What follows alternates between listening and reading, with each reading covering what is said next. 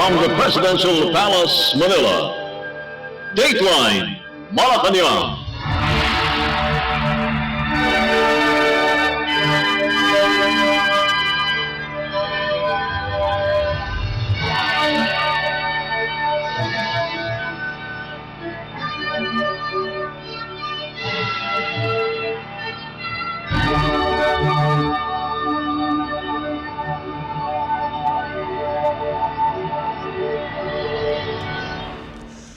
Good day.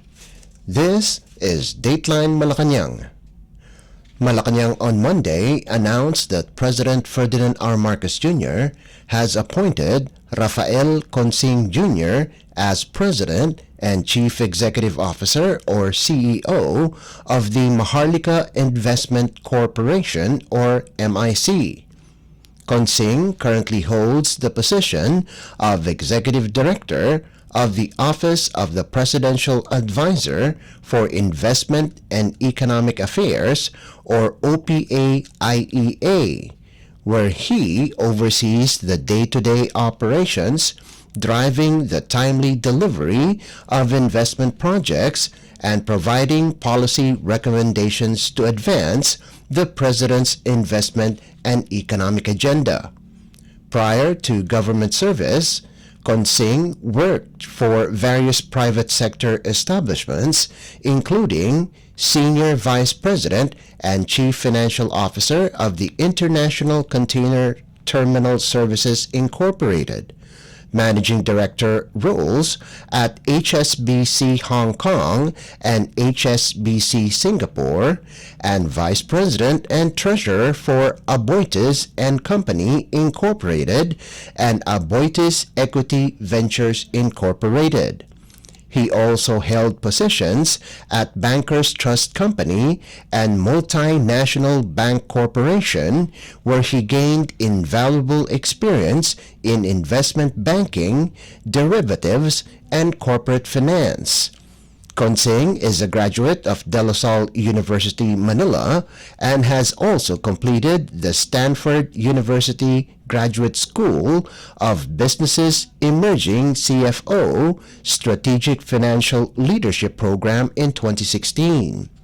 Created under Republic Act or RA number 11954, the Maharlika Investment Corporation serves as the primary vehicle for mobilizing and utilizing the Maharlika Investment Fund or MIF for investments in transactions aimed at generating optimal returns on investments or ROIs.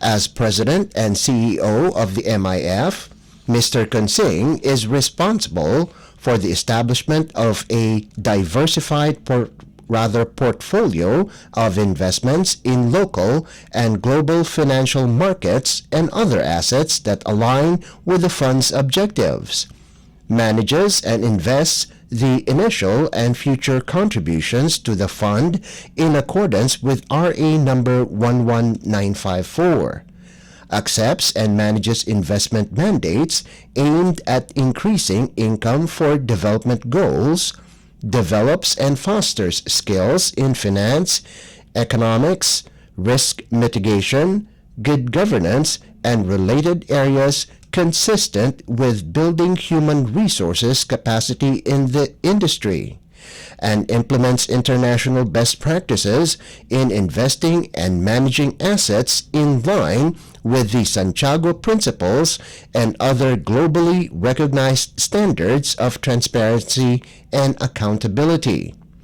The President and CEO, appointed by the President of the Philippines for a term of 3 years, will ensure that MIC continues to make significant contributions to the nation's long-term economic prosperity. Dateline Malacañang. In a related story, Philippine House Speaker Martin Romualdez praised the final version of the Implementing Rules and Regulations or IRR in the governing of the Maharlika Investment Corporation or MIC. According to the House Speaker, The IRR will protect and guarantee that the fund will not be influenced by politics. Romualdez said that this move is a significant step towards enhancing corporate governance and ensuring that the MIF is managed with the utmost transparency and accountability. Speaker Romualdez also believes that giving autonomy and independence to the MIC board will result in a more objective and effective decision-making and is far from any political influence.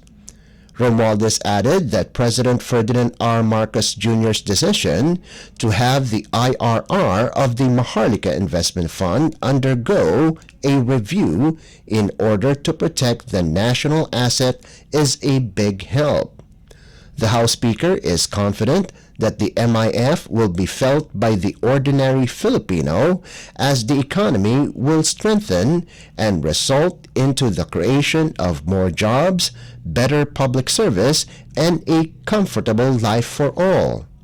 Speaker Romualdez is positive that President Marcos will have the MIF operational before the end of the year. Dateline Malacañang.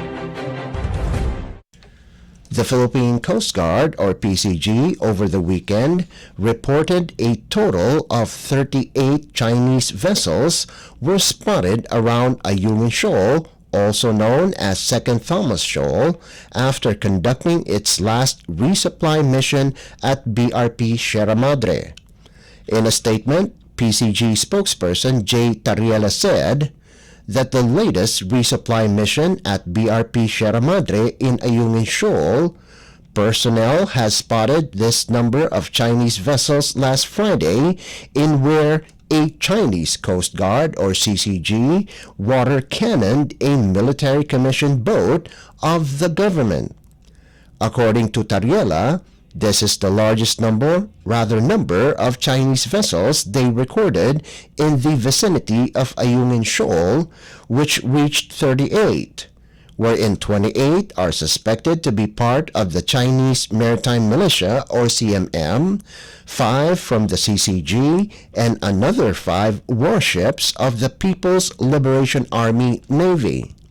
But the PCG official pointed out that even though that most of the Chinese vessels were not part of the incident, 6 ships of the Chinese Maritime Militia and 5 ships of the CCP were part of the blocking operations.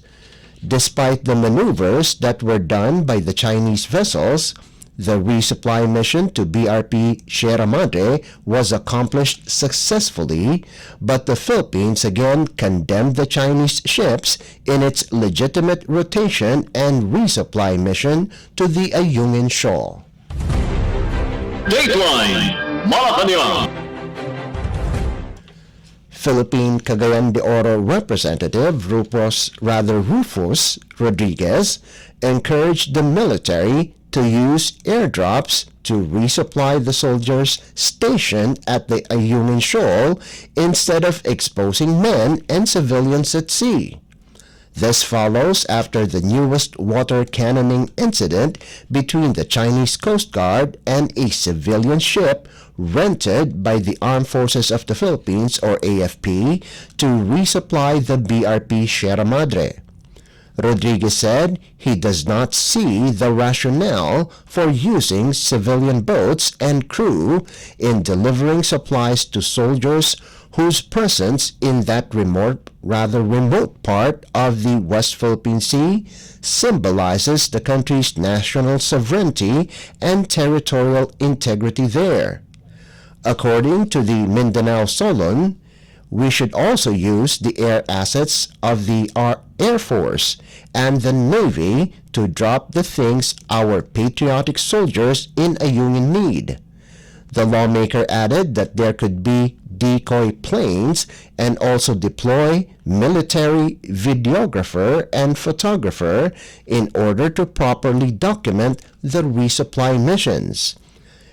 The Department of National Defense, or DND, and the AFP could also request from allied countries like the United States to help in surveillance.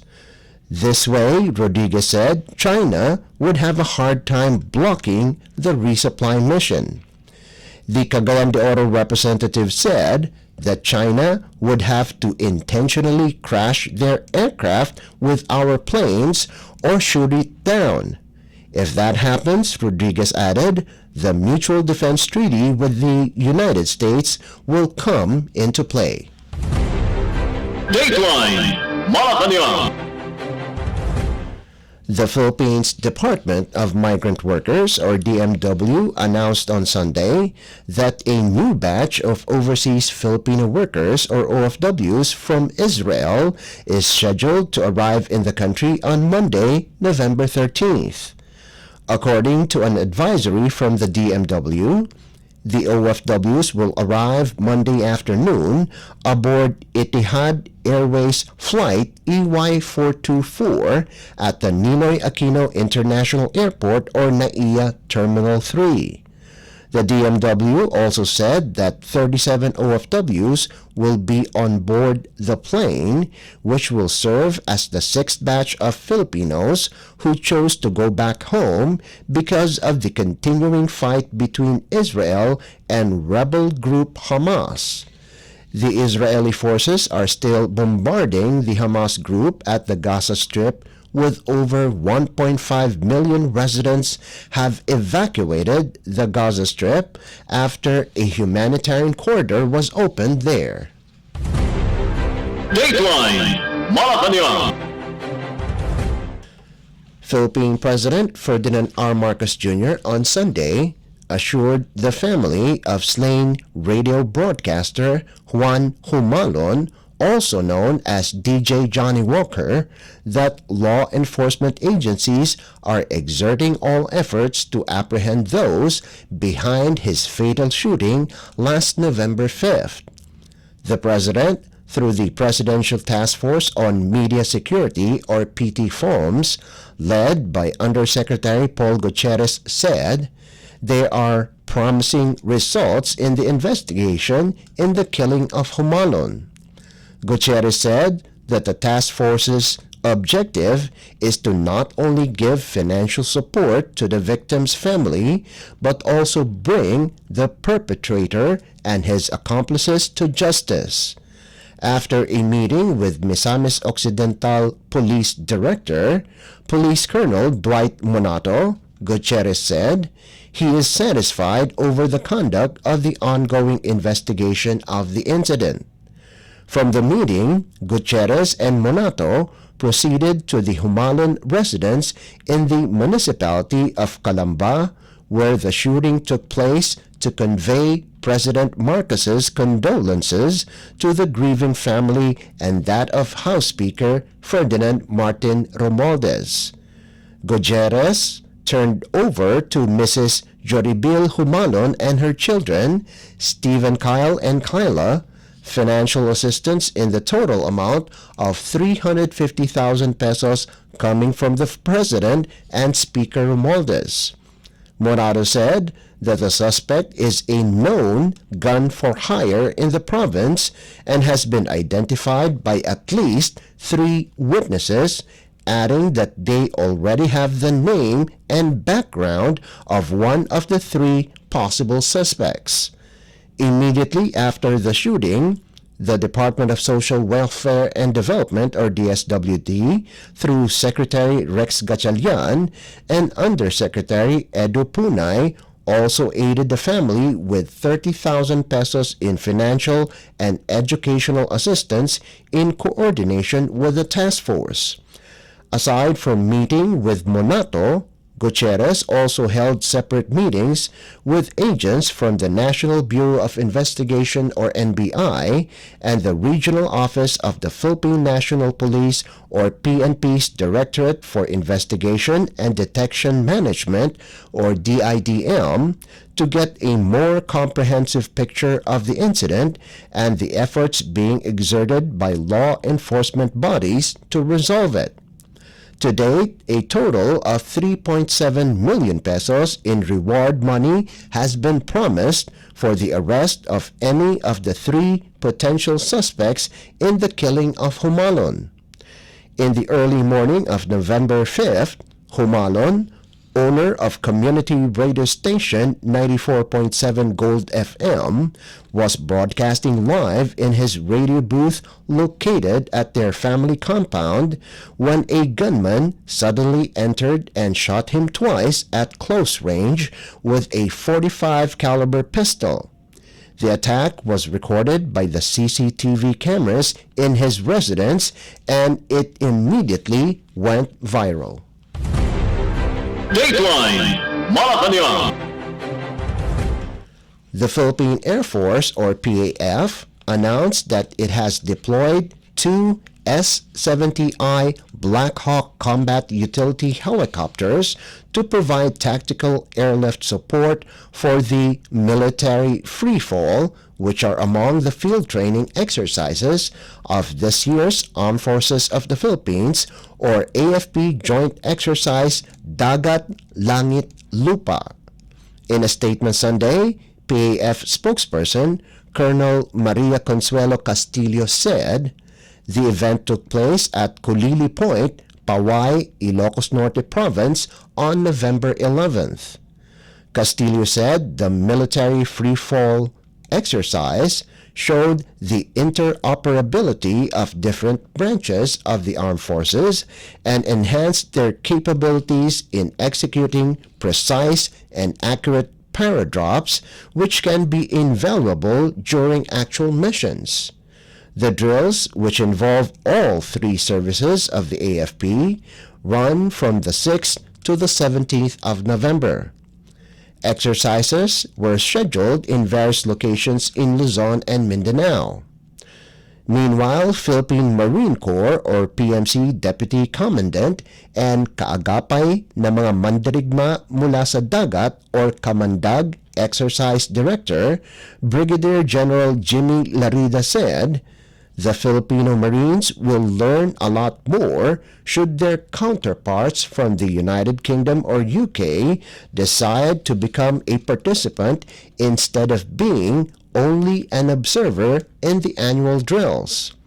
Since the Kamandag drills are focused on interoperability, Larida said, this will help them determine how well the 2 units will operate in the field. 8 personnel from the UK will act as observers for annual exercise for the first time. Larida also said the PMC will also learn emerging concepts coming from their UK counterparts. The annual drills started on November 9th and will run until November 20th. Around 1,732 PMC personnel will be participating in Kamandag along with 902 from the United States Marine Corps. Also taking part in the exercise are 57 personnel from the Republic of Korea Marine Corps and another 50 from the Japan Ground Self-Defense Force. Dateline Malacañang. At least 3,000 indigents were provided with rice and financial assistance during the launch of the Cash and Rice Distribution or CARD program in Bukidnon Province on Saturday. The CARD was initiated in response to the call of President Ferdinand R. Marcos Jr.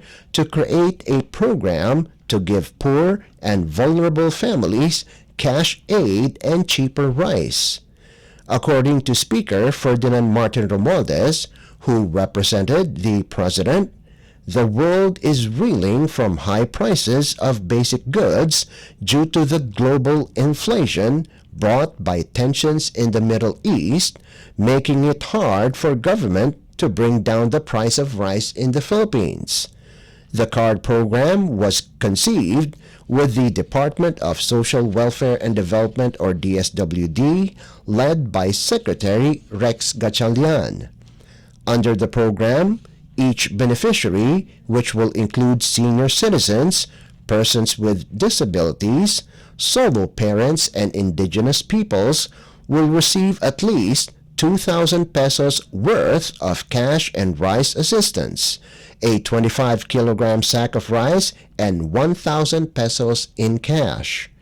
The DSWD will identify 10,000 beneficiaries in each legislative district, translating to 2.5 million indigent and vulnerable Filipinos. The program was earlier launched in Metro Manila, covering all its 33 legislative districts. At least 5,000 residents in the cities of Biñan and Santa Rosa in Laguna Province also benefited from CARD. Romualdez noted, that like President Marcos's Bagong Pilipinas Serbisyo Program or BPSF, the CARD program will go nationwide to serve constituents of 250 congressional districts. The launch of the CARD program coincided with the Bagong Pilipinas Serbisyo Fair in the province, expected to provide around 110,000 beneficiaries with over 379 million pesos in cash assistance and government services until Sunday. Dateline Malacañang.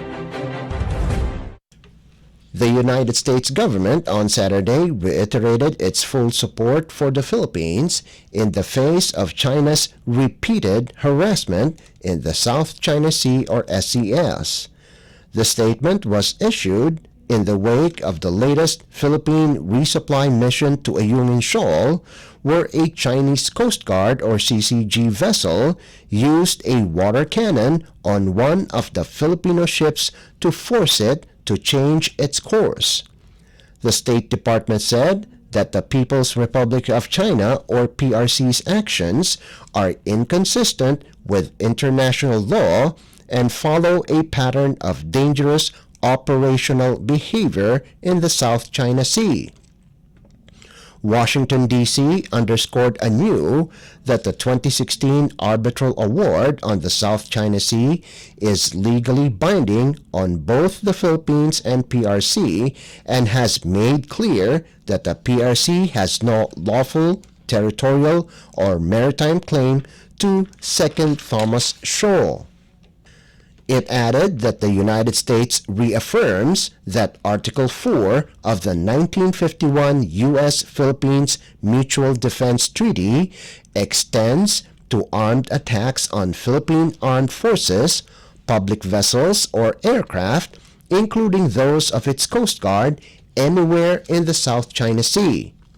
Despite the harassment, the Philippine supply boats on Friday completed the resupply mission to the Philippine Navy ship BRP Sierra Madre, which is standing guard at the Ayungin Shoal. Dateline Malacañang. And finally, the Bureau of Internal Revenue or BIR Agham Road in Diliman, Quezon City was formally renamed Senator Miriam P. Defensor Santiago Avenue during a ceremony on Saturday. The ceremony was held almost a month after Republic Act or RA number 11936 that renames the road stretching from North Avenue and traversing through Quezon Avenue up to East Avenue into Senator Miriam Defensor Santiago Avenue lapsed into law.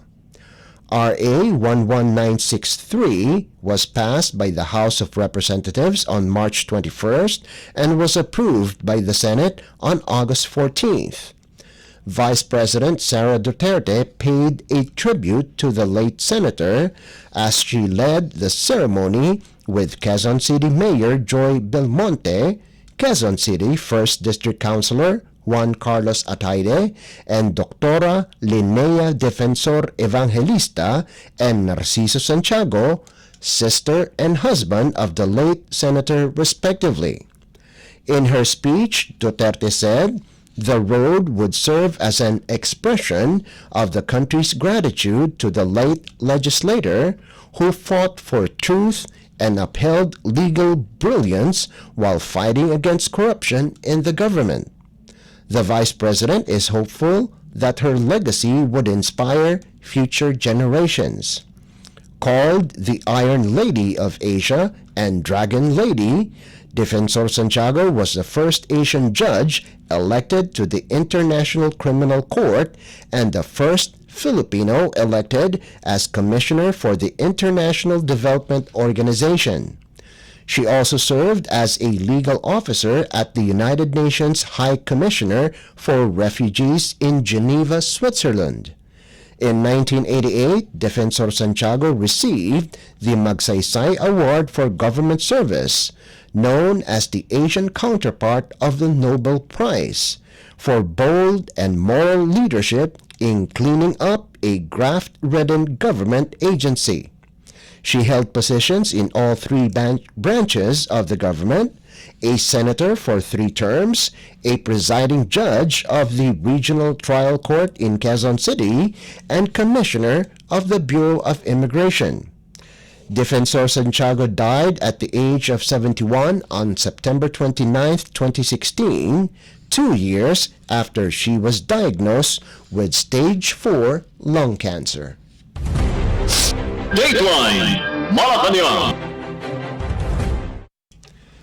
Before we conclude our program, we would like to invite everyone to come and visit our Facebook page at Radyo Pilipinas World Service.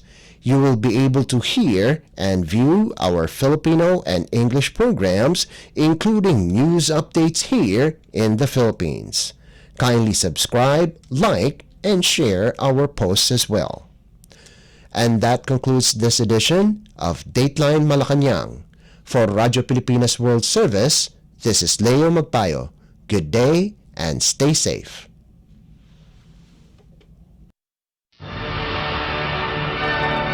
From the Presidential Palace, Manila, Dateline Malacañang.